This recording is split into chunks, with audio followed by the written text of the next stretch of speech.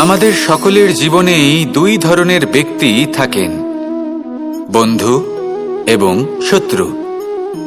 তারা হলেন আমাদের প্রিয় বন্ধু, যারা আমাদের জীবনে সবসময় আমাদের পাশে থাকেন। কখনো কখনো আমরা তাদের জন্য কিছুই করি না, তাও তারা আমাদের আনন্দ প্রদান করেন, ভালোবাসা প্রদান করেন। আর অন্যদিকে থাকে আমাদের শত্রু। দেখতে গেলে যখন আমরা জন্ম নিই তখন কিন্তু আমাদের কোনো বন্ধু থাকে না, আমাদের কোনো শত্রুও থাকে না।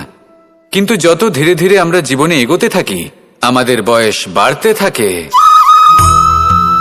তখন আমাদের বন্ধু আর শত্রু এই দুইয়ের সংখ্যা বাড়তে থাকে। আর সেই সবকিছু নির্ভর করছে আমাদের কথার ওপর এবং আমাদের ব্যবহারের ওপর। এবারে আপনি যদি কোনো ব্যক্তিকে স্বাগত জানান উদার চিত্তে, ভালোবেসে, তাহলে সেই ব্যক্তি আপনার বন্ধু হবেই হবে।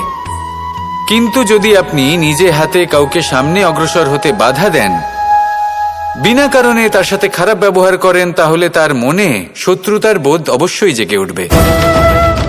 আর রইল বিষয় কথার, যদি আপনার কথা মধুর হয় তাহলে সবাইকে আপনি আপন করে নিতে পারবেন। এই কথাই যদি কটু হয় তাহলে আপনার আপনজনেরাও দূরে চলে যেতে পারে।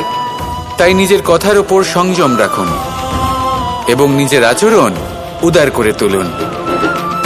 জীবনে সুখে সুখ থাকবে। আসুন আমার সাথে ভালোবেসে বলুন, রাধা রাধা।